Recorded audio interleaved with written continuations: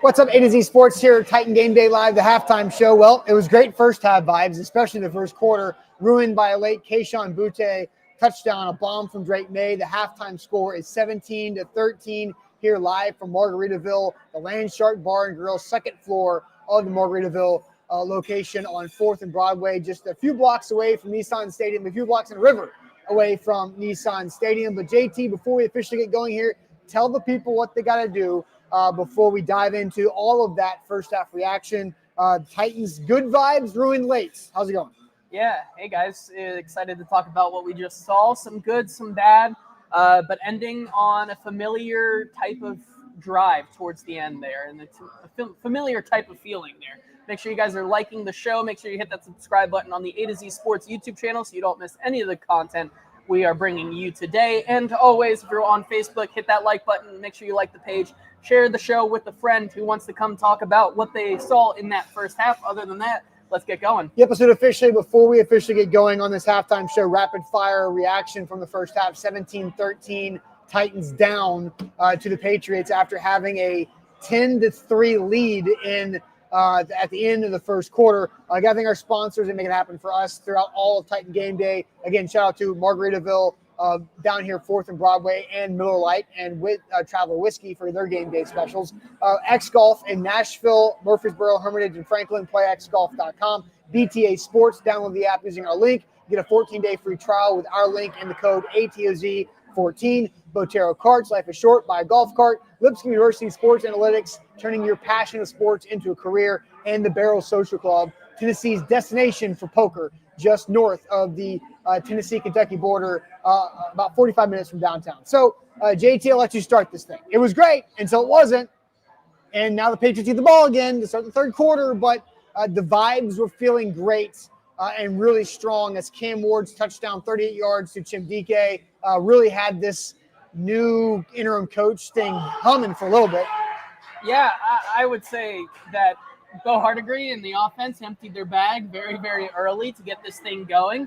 And it certainly did seem like there were a lot of good vibes. There was a lot of good momentum there at the beginning of the game. However, that was very short-lived as the Titans defense looked like the same defense we've been watching for 6 or so weeks. I understand that Jeffrey Simmons is not returned to this game, I believe. Yep. Correct me if I'm wrong, but he is dealing with some sort of injury. I believe it was hamstring. Is that what it was called on the broadcast? That's what was investigated by the replay. It looked like he was grabbing a left hamstring. Yeah, I'm not sure if Titans Radio has announced anything yet, but we'll look to keep you guys updated on the A to Z Sports Twitter page and all of those as well. But the Titans defense has looked pretty bad so far. I mean, the first drive and a half, Ramondre Stevenson was averaging well over 8 yards per carry. Nobody was stopping him or this run game, Drake May. Good to see that this Titans team has not learned from their mistakes of last year, thinking that Drake May cannot run. Drake May can very much run. And this New England team has ran for over 100 yards in that first half. And what does that lead to? You start trying to oversell to stop the run. Drake May shows up, starts slinging the ball. Austin Hooper, the ghost of Austin Hooper, comes to haunt this team, making L'Jarius Sneed pay in the back of the end zone. And then once again, L'Jarius Sneed and Quandre Diggs with some miscommunication, which leads to Kayshon Boutte catching that ball in the end zone to go up at the half. You looked really good. You were up 10-3. We're hoping that momentum could stay the same, but the same old Titans came back. I was a little worried. I was like, maybe I am going to have to eat crow as early as the halftime show because this looked like a different team. It looks like the same exact team we've seen for a while. Just one drive. And besides that, the defenses looked very much the same as we've watched for the past 6 weeks or so. Yeah, well, Jameson says Jeff is a huge loss. All pressure on May ceased to exist. And that's true. Like not having Jeffrey Simmons out there, there's been 2 drives with no Jeffrey Simmons. They've ended in 2 Patriots touchdowns. That is the difference in the game right there. And I think they were doing a bad job on the run, but they stopped a couple of drives. They forced some punts. They forced a field goal. They got a couple stops there, and the Titans offense could not continue to pile on after scoring 10 points on its first 2 drives.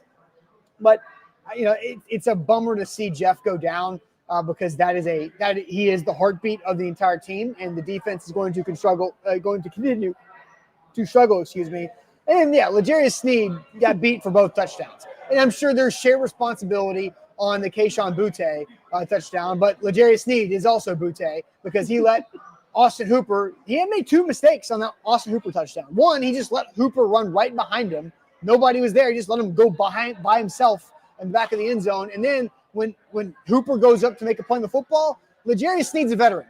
L'Jarius Sneed makes a lot of money. He's made a lot of plays. He's won Super Bowls. He knows what to do, but he did not use the back of the end zone to his advantage. Take Austin Hooper and ride him out of bounds. That second foot was not that far away from the back of the end zone. Just push him out, guys. Like, L'Jarius Sneed has been awful for the most part. I gave him credit for hustling on the fumble in Arizona, but outside of that, he's been pretty mediocre and a letdown for this defense. And this defense needs him to step up, and he continuously lets them down. He's too slow. I agree with somebody in the comments there. He's too slow. He's got no speed. He gets beat fast, and it's over. And so, there's other secondary issues. Like, there was basically a punt that Drake May threw down to Boutte on the left sideline. I don't know how deep Armour Davis was playing off, but he was playing the deepest quarter defense I've ever seen in the world because it fluttered. It took forever to get there. The defense is really frustrating because the offense is showing stuff, right? Certainly, yes. And I think there 2 things can once again be true. As someone says, so this looks like the same team. 2 things can be true. They showed a little bit more life on offense, and yet they still made the same mistakes that we've seen them time and time again. You're still seeing on third down them have false starts and holding calls that bring them back. You're still seeing at the end, I'm not exactly sure what that clock management was. Not using any of your timeouts, basically surrendering and getting out of the half while you're down when you could have maybe looked downfield when you were getting some of those opportunities. On the defense, you still looked like a defense that was having trouble stopping anything and a lot of miscommunication. Joey Sly, special teams, kicking that ball out of bounds to give the New England Patriots a lot of better field position.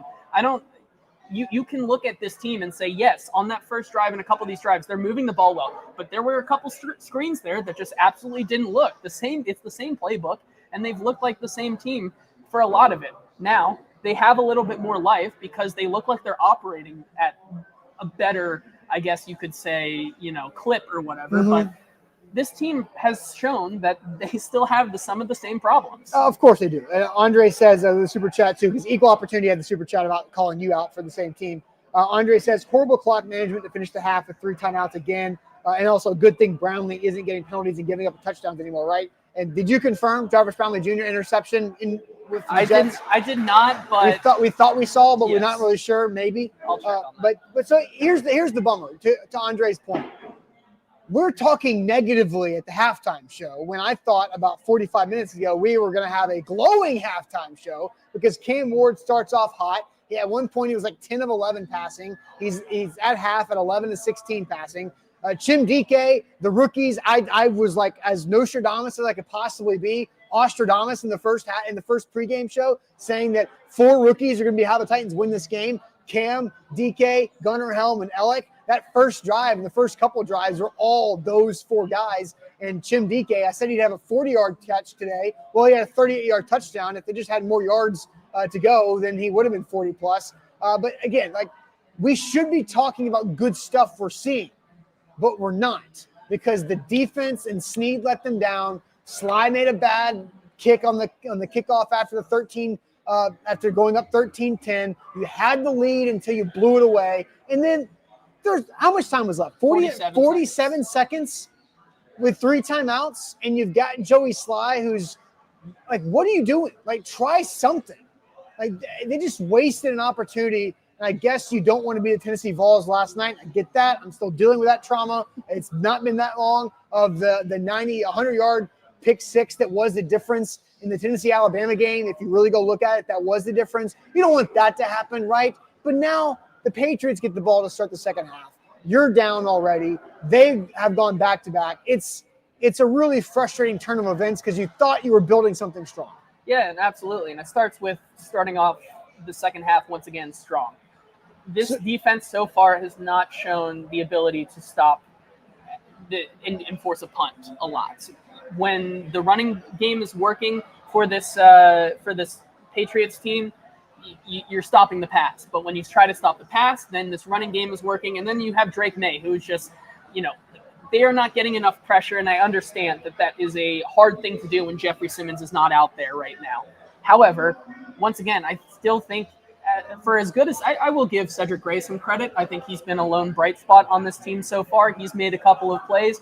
But once again, Cody Barton in that first half looked to be spying on Drake May and has not done nearly a good enough job to get him. And he has just ran all over them, which taking plays where they were well covered down the field, turning them into first downs and starting again for this New England team. It just hasn't been good enough. And so they need to come out here and they need to start off this second half a lot better. All right, let's get to our question here. What percentage chance do you give the Titans to win this game? What percentage chance do you give the Titans to win this game? We'll go inside the analytics on their percentage chance to win on ESPN's live update here, but we're going to get our answers first. What percentage chance do you give the Titans to win this game? But real quick, I want to tell you guys about Lipscomb University and their sports analytics program.